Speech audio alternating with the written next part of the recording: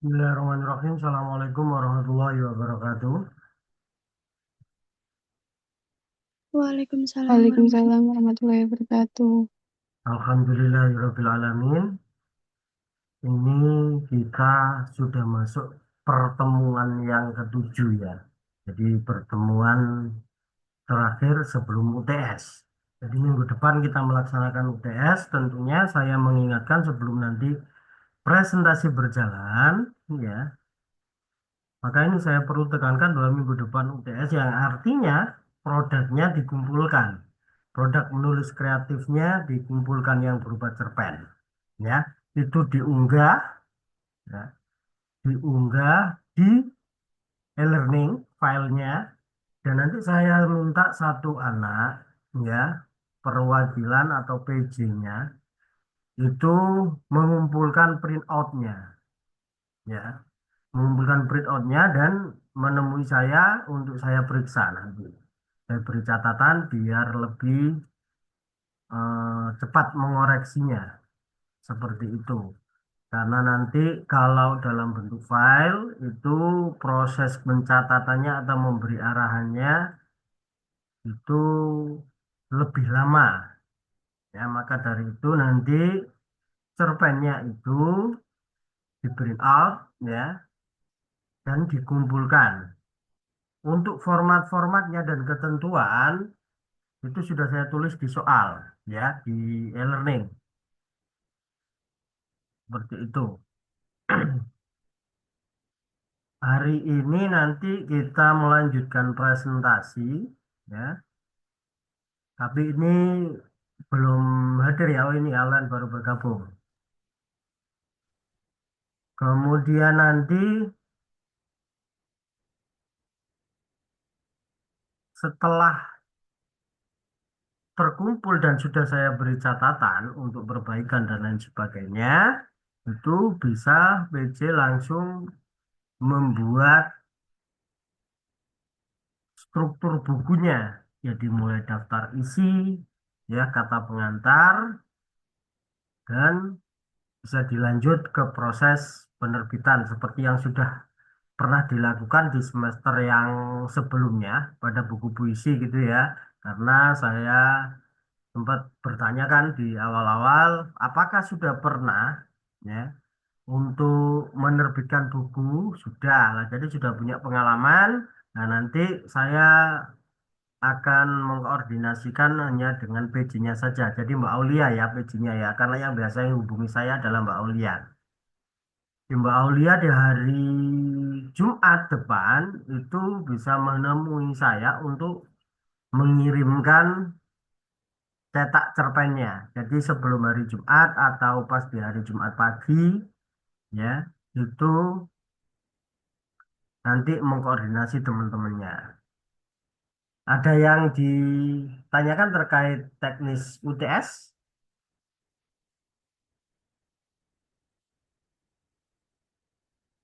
Cukup ya, cukup jelas ya.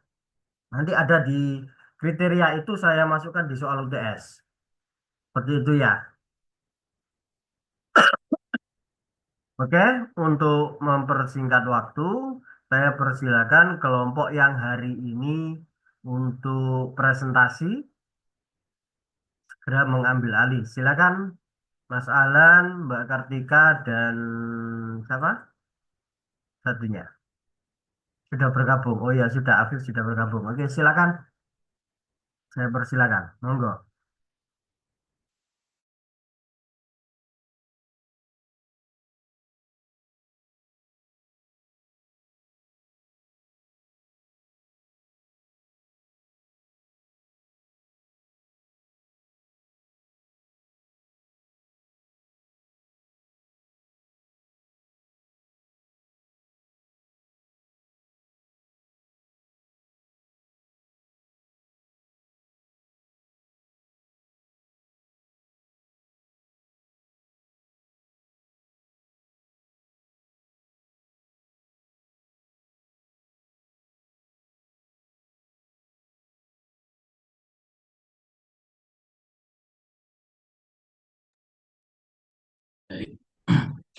Assalamualaikum warahmatullahi wabarakatuh.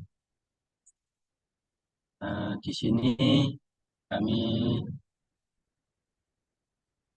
yang beranggotakan Alan Ramadana, Muhammad Afif Ardiansah dan Ketika Aulia akan mempresentasikan materi tentang menulis dan menganalisis berbagai jenis puisi. Untuk puisi sendiri mempunyai penjabaran, yaitu karya sastra yang menggunakan bahasa indah, padat, dan bermakna seringkali dengan rima dan irama untuk menyampaikan perasaan, gagasan, atau pengalaman penulis. Puisi itu selalu berkembang dari waktu ke waktu karena evolusi selera dan perubahan konsep keindahan. Oleh karena itu, puisi dibedakan menjadi puisi lama dan puisi baru. Puisi baru menyimpangi pengertian puisi menurut pandangan lama. Puisi baru tidak terkait dengan oleh bentuk-bentuk formal, korespondensi, dan periodisitas. Oleh karena itu, puisi baru disebut puisi bebas atau sajak bebas. Jadi makna dari puisi yang kita sering pelajari, mungkin teman-teman sudah sedikit mengerti apa itu makna dari puisi tersebut. Untuk selanjutnya, lanjut Kartika. Jenis-jenis puisi menurut Aminuddin 2004 134 136 sama halnya dengan prosa dan drama puisi juga memiliki ragam. Berdasarkan bentuk dan isinya, puisi dapat dibedakan menjadi beberapa jenis yaitu puisi epik, yakni puisi yang di dalamnya mengandung cerita kepahlawanan. Puisi naratif, yakni puisi yang di dalamnya mengandung suatu cerita dengan pelaku, perwatakan latar maupun rangkaian peristiwa tertentu yang menjalin suatu cerita. Puisi lirik yaitu puisi yang berisi luapan batin individual penyairnya dengan segala macam endapan pengalaman, sikap maupun suasana batin yang melingkupinya. Puisi dramatik yakni salah satu jenis puisi yakni salah satu jenis puisi yang secara objektif menggambarkan perilaku seseorang baik lewat lakuan, dialog maupun monolog sehingga mengandung suatu gambaran kisah tertentu. Puisi didaktik, puisi ini mengandung nilai-nilai kependidikan yang umumnya tampil eksplisit. Selanjutnya, Afif.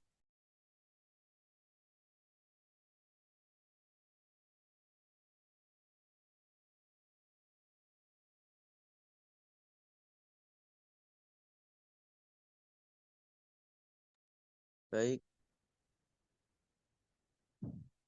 kelanjutan dari jenis puisi tersebut ada juga puisi satirik.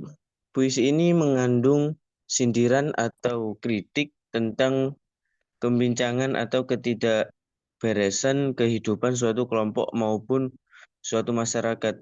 Jadi puisi tersebut itu cenderung pada suatu pembahasan tentang masalah yang terjadi saat itu atau pro- propaganda yang terjadi dalam kasus-kasus yang saat itu sedang booming. Kemudian Rika Nai yaitu yakni puisi yang berisi luapan rasa cinta seorang terhadap sang kekasih.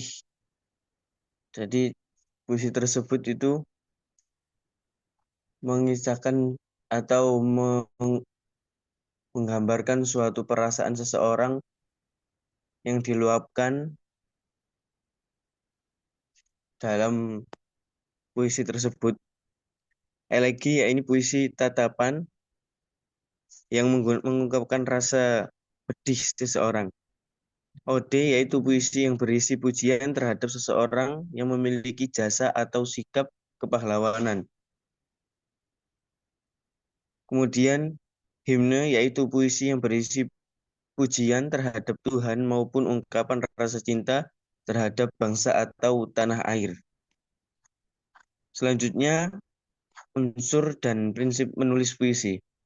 Unsur dan prinsip puisi memiliki dua struktur yang meliputi struktur batin dan fisik, yang dimana dari keduanya memiliki beberapa hal. Struktur batin, di sini ada tema atau makna. Media puisi adalah bahasa, tataran bahasa adalah hubungan tanda dengan makna. Makna puisi harus bermakna, baik makna tiap kata, baris, bait, maupun makna keseluruhan. Kemudian ada rasa. Rasa atau feeling yaitu sikap penyair terhadap pokok permasalahan yang terdapat dalam puisinya. Mengungkapkan tema dan rasa erat kaitannya dengan latar belakang sosial dan psikologi penulis. Kemudian nada. Nada yaitu setiap penyair terhadap pembacanya. Nada juga berhubungan dengan tema dan rasa. Kemudian amanat. Amanat di sini tujuan yang mendorong penyair menciptakan puisi. Jadi di dalam suatu puisi itu secara tidak langsung pasti kita ketahui yang namanya timbulnya ungkapan-ungkapan indah atau syair-syair oleh sang penciptanya. Kemudian struktur fisik. Di sini ada perwajahan puisi atau tipografi. Tipografi di sini yaitu bentuk puisi seperti halaman yang tidak dipenuhi kata-kata tetapi kanan kiri pengaturan barisnya hingga baris puisi yang tidak selalu dimulai dengan huruf kapital dan diakhiri dengan tanda titik. Hal tersebut sangat menentukan pemaknaan terhadap puisi. Kemudian diksi. Diksi ini ialah pemilihan kata-kata yang dilakukan oleh penyair dalam puisinya. Karena puisi adalah bentuk karya sastra yang sedikit kata-kata dapat mengungkapkan banyak hal. Maka kata-katanya harus dipilih secermat mungkin. Pemilihan kata dalam puisi erat kaitannya dengan makna, keselarasan bunyi, dan urutan kata. Kemudian imaji. Imaji di sini adalah kata atau susunan kata yang dapat mengungkapkan pengalaman indrawi seperti penglihatan, pendengaran, dan perasaan. Contoh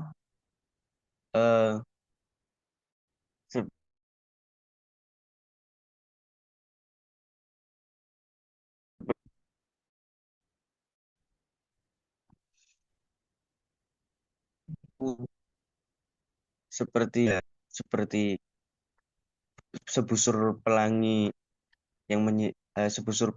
yang menjadikan indah langit di bumi atau bagaimana. Kemudian kata konkret. Di sini kata konkret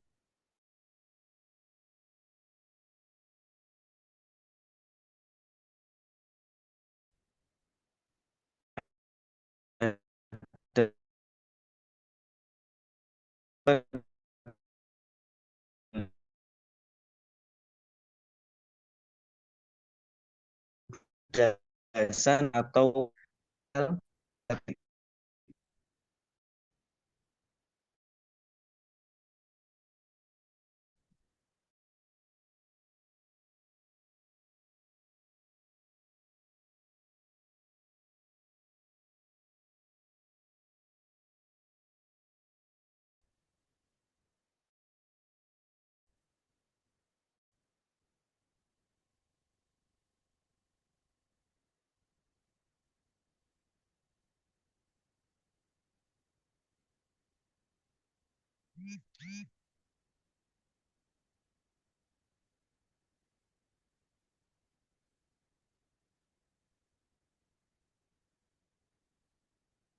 kemudian bahan figuratif atau bahan kiasan. Bahan figuratif menyebabkan puisi menjadi prismatis, artinya memancarkan banyak makna.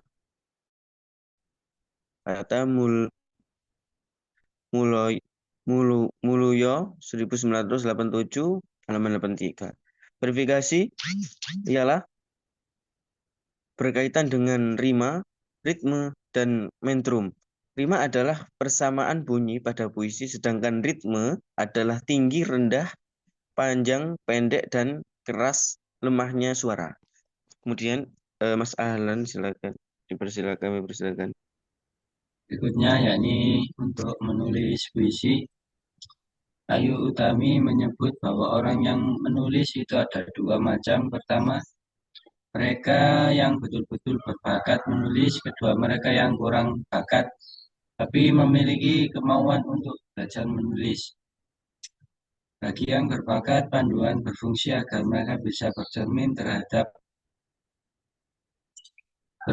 tahapan yang mereka sedang lalui atau proses menulis yang sedang mereka lakukan. Sedangkan bagi yang kurang berbakat, panduan berfungsi untuk mengantar mereka melalui tahapan demi tahapan agar mampu menulis bagaimana orang yang berbakat.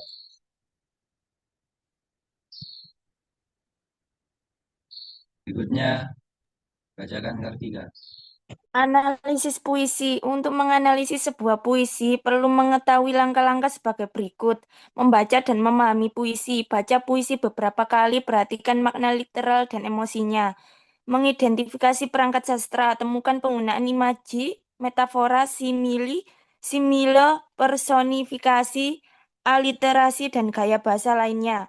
Menganalisis struktur puisi, amati jumlah bait, baris, pola rima, dan organisasi puisi, menentukan tema dan motif, mengidentifikasi gagasan utama dan pesan yang ingin disampaikan penyair, mengevaluasi nada dan sikap penyair, tentukan sikap dan perasaan penyair terhadap tema puisi, misal sedih, gembira, marah, membuat interpretasi dan kesimpulan, simpulkan makna puisi dan dukung dengan bukti dari teks puisi. Selanjutnya, Apip.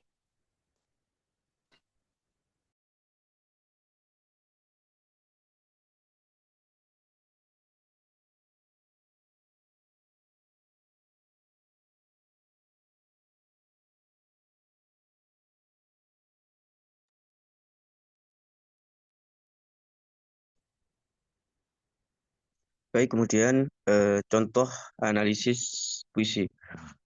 Yang pertama, contohnya di sini itu judul dalam puisi Guruku. Tulis judulnya Guruku. Kalau tema itu pujian dan rasa terima kasih kepada guru. Perangkat sastra itu metafora. Contohnya cahaya dalam gelapku. Itu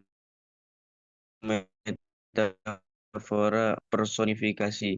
Struktur di situ 3 bait, 4 baris per bait, rima A, B, A, B. Makna guru digambarkan sebagai penerangan dan penuntun hidup muridnya.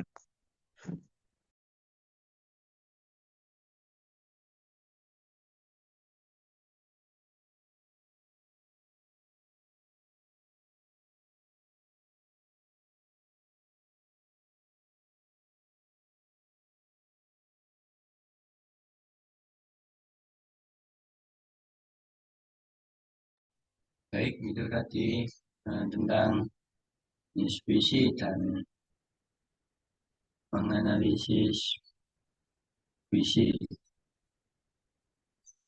Barangkali ada yang tanyakan, kami persilakan.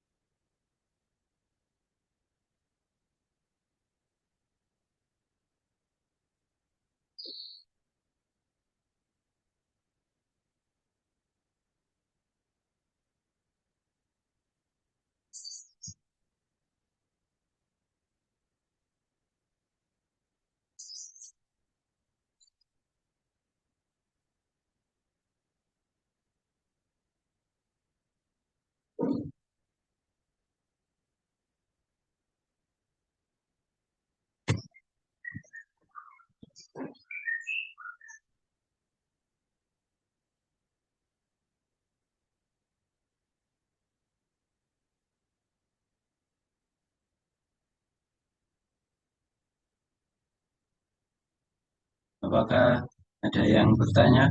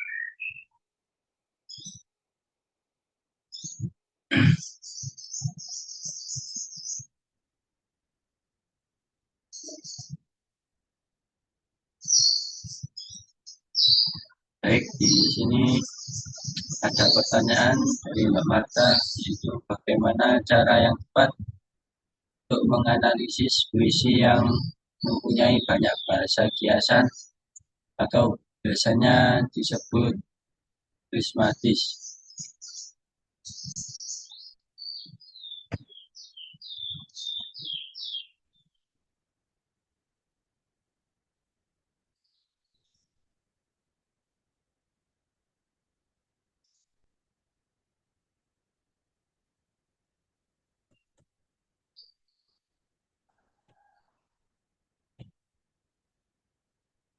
Untuk menganalisis dari puisi tersebut, tentunya langkah yang harus kita ikuti yakni sebagaimana yang telah dituliskan di dalam PPT, yakni membaca pertama kali, yakni membaca dan memahami puisi. Jadi sebelum kita itu kayak apa ya, mencari arti dari puisi, apa yang disampaikan oleh penulis tersebut dari puisinya, itu kita pertama kita harus membaca sehingga kita bisa paham. Lalu mengidentifikasi perangkat sastranya, yakni menggunakan imaji, metafora, simile, personifikasi, aliterasi, dan gaya bahasa. Selanjutnya menganalisis struktur puisi, menentukan tema dan motif, mengevaluasi nada dan sikap penyair, membuat interpretasi dan kesimpulan. Jadi untuk menganalisis puisi, kita bisa membaca puisi itu, lalu kita benturkan apa yang ada di dalam puisi itu terhadap kayak misalnya latar belakang dari sang penulis. Apakah sang penulis itu biasanya menulis tentang pengkritik politik ataupun puisi tentang roman ataupun jenis-jenis puisi lainnya. Jadi kita sebelum menganalisis juga harus mengenali eh, sang pencipta puisi tersebut agar kita tahu maksud dari puisi ini mengarah ke bagaimana. Terus juga ada nada, nada juga mempengaruhi apakah pembawaan puisi ini sedih, senang ataupun kayak berbahagia. Eh, yang berikutnya yakni membenturkan puisi tersebut terhadap kejadian yang lagi trending ataupun konflik sosial yang sedang terjadi. Misalnya puisinya kayak mengkritik pemerintah, kita bisa menganalisis menganalisis dari kejadian sosial yang lagi viral ataupun trending pada masa saat ini. Meskipun puisinya sudah terlampau lama, juga masih bisa dikonkretkan sama kejadian sosial di masa saat ini. Mungkin itu saja yang saya pahami, nanti bisa ditambahkan oleh Mas Afif.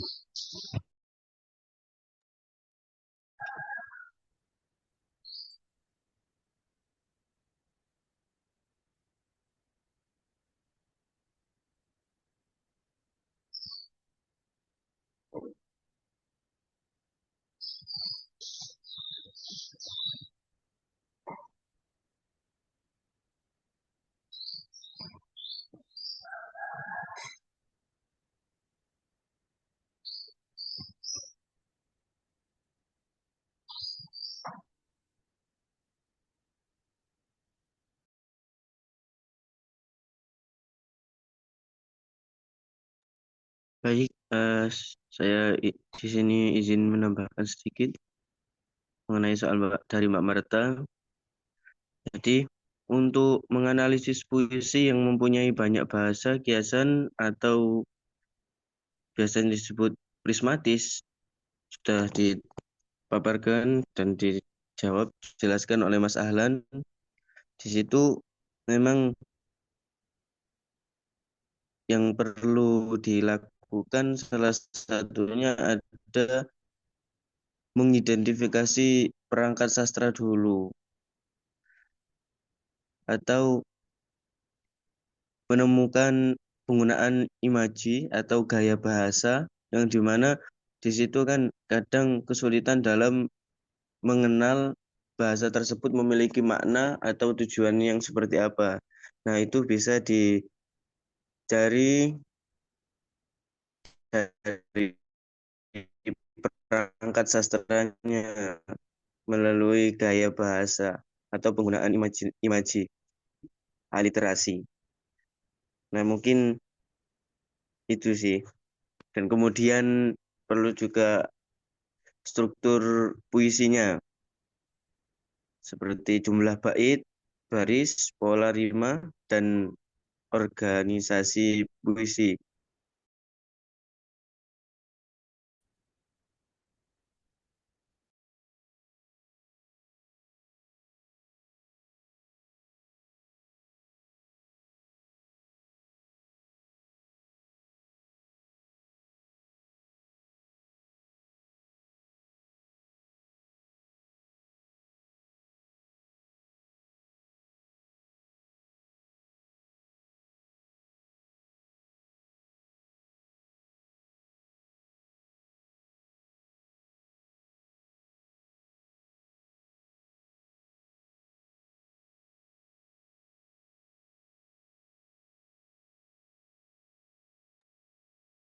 Baik, apakah Mbak Marta ada yang kurang jelas, bisa ditanyakan kembali?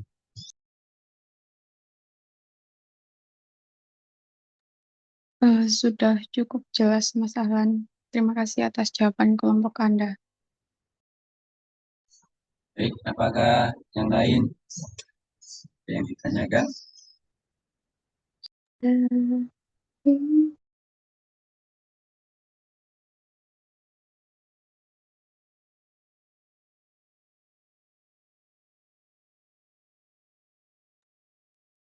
Mungkin bila tidak ada yang ditanyakan, kami akan menutup presentasi pagi hari ini tentang materi menulis dan menganalisis berbagai jenis puisi.